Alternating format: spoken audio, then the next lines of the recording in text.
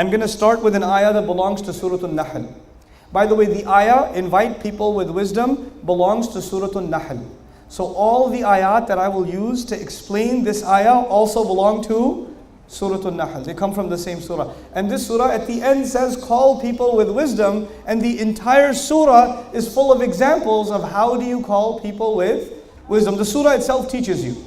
It itself teaches you how to call people with wisdom. So I'm going to give you one example. Pay attention to this example. I will test you. Yes. Now listen. And you have to answer me out loud.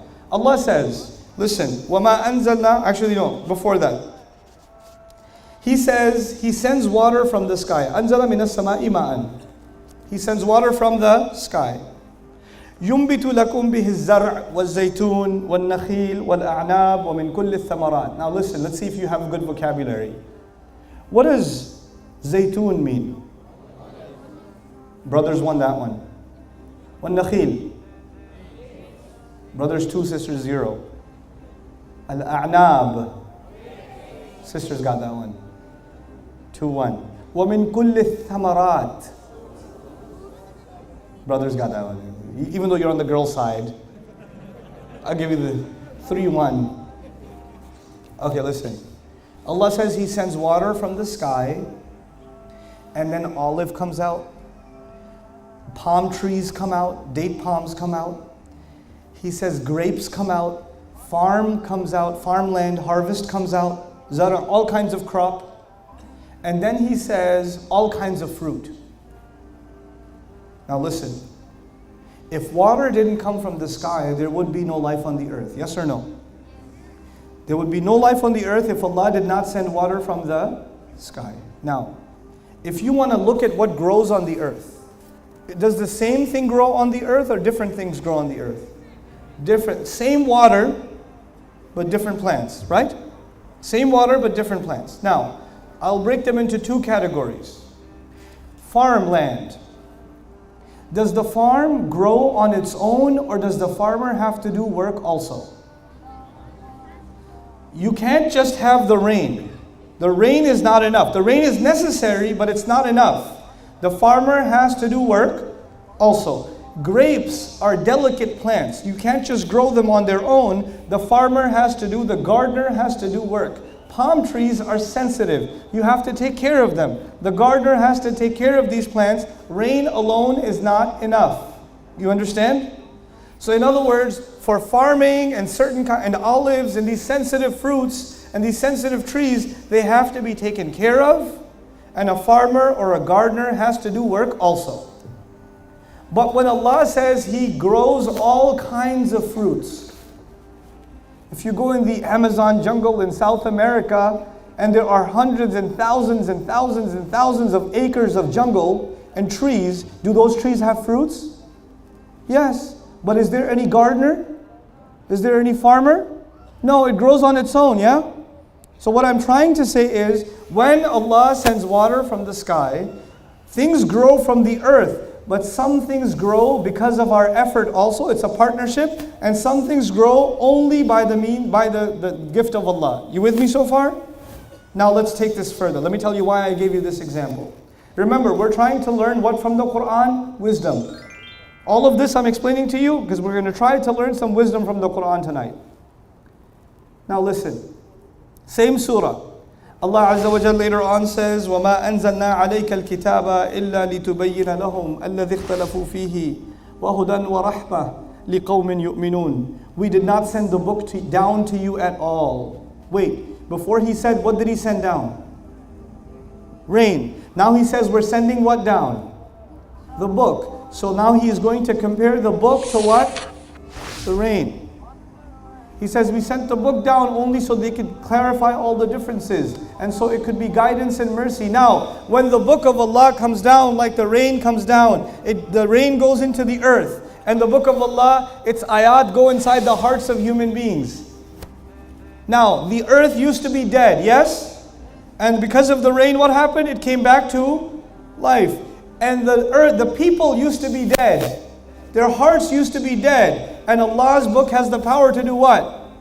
Bring them back to life. The Muslim community can have so many problems. We could have lying and cheating and stealing. We have forgotten the book of Allah. Our youth don't pray anymore. They're addicted to filth on the internet. They're watching movies. We have political problems, social problems, economic problems, spiritual problems, psychological problems. Oh my God. But you know what? You could be dead. But if you have the book of Allah coming into your heart, what will happen? You will be brought back to life. There's no reason to be depressed. I depressed you in the beginning. Man, we got so many problems.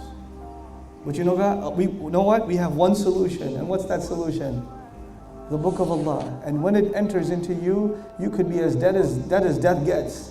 And Allah will bring you back. This is why Allah says in Surah Al-Hadid, He talks about the hearts that became hard. فَقَسَتْ قُلُوبُهُمْ وَكَثِيرٌ مِّنْهُمْ فَاسِقُونَ. Their hearts became hard, and so many of them are corrupt. And in the very next ayah He says, اعْلَمُوا أَنَّ اللَّهَ يُحْيِي الْأَرْضَ بَعْدَ مَوْتِهَا. You should know Allah brings life to the earth after it had died. Allah will bring this ummah back to life. You just have to apply what? The water. What is the water for this ummah? It is the Quran.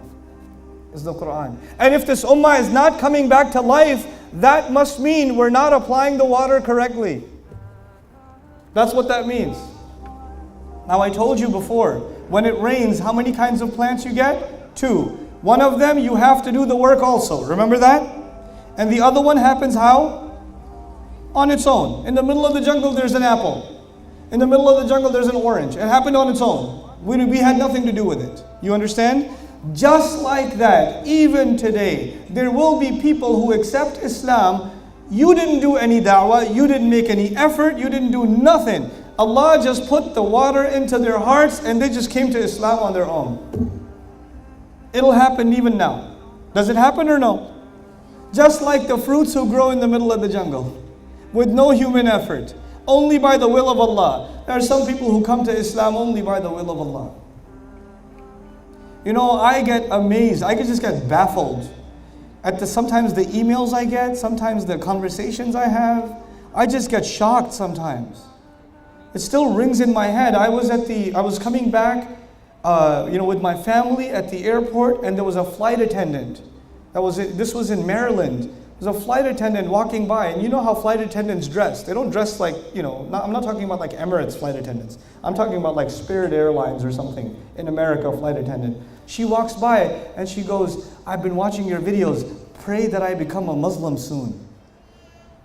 And I said, whoa, how did that happen? I did not give her da'wah. I don't even know her. I made no effort towards her. I just studied Quran and put a video on YouTube. Who did that for her? Allah did that for her. He can make it rain into people's hearts. That's not my effort. That's the gift from Allah to this woman. And may Allah give me a reward even though I didn't make any effort. For what? And may Allah guide her to Islam. And there are hundreds of thousands of people like that. This Christian woman just emailed me last week. She said, because you know the Charlie Hebdo incident? You know about that? When the Charlie Hebdo thing happened, this woman, she's a woman from Texas, and she lives in Japan. She lives in Tokyo. She says, I got curious about this prophet that they're making fun of, and I started looking for videos on YouTube, and I found your videos, and I started watching your videos, and now I wanted to know that because I'm watching so many of your videos, I ran out of data on my phone. Because I watch it on the train. And she started her email by saying, I'm a Christian woman. That's how she started the email. At the end of her email, she said, thank you for introducing me to Allah and His Messenger. Subhanallah. Sometimes Allah will grow fruits and you won't even know how. You will not even know how. It will just happen. But you know what? This is the part that's hard to understand. So I need extra attention from everybody, okay? This is the hard part in this talk. Human civilization, anthropologists will tell us, human civilization began when human beings learned how to farm.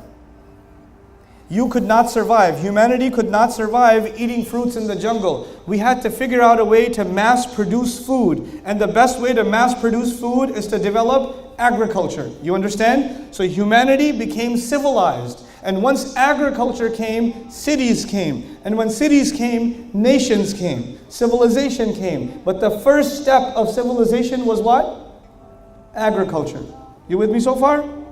Now, when you have agriculture, you have a farm.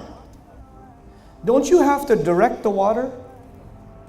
The water doesn't come automatically. You have to dig and make a canal, and you have to figure out a way of delivering the water, right? You cannot just rely on the rain. You have to conserve the water and deliver it. If we as an ummah, by the way, we as an ummah, we are a civilization or no? We are. If we are going to survive, then the rain is not enough. The rain is from Allah, but you have to conserve that water and you have to make the effort of delivering it. And before we deliver it to humanity, I'm arguing today we have to deliver it to ourselves. At the age of 19, when I started studying the Quran, seriously when I started studying the Quran, I felt that I was cheated for 19 years. I've been Muslim my whole life. How come I don't know anything about the Quran? How come my school didn't teach me? How come my parents didn't know anything themselves? Why didn't they get that education? Why didn't my neighbors ever know? We are 1/5 of the world's population. These people, so many non-Muslims, know more about the Quran than we do. How is that possible? How is that possible? How did I as a Muslim have the same opinion about the Quran as non-Muslims have? The non-Muslims say that it's harsh. The non-Muslims say that it's irrelevant. Why did I have those same opinions? The non-Muslims are not impressed. How come I had the same opinion? Something has to change. We have to cultivate. We have to provide this knowledge now to people.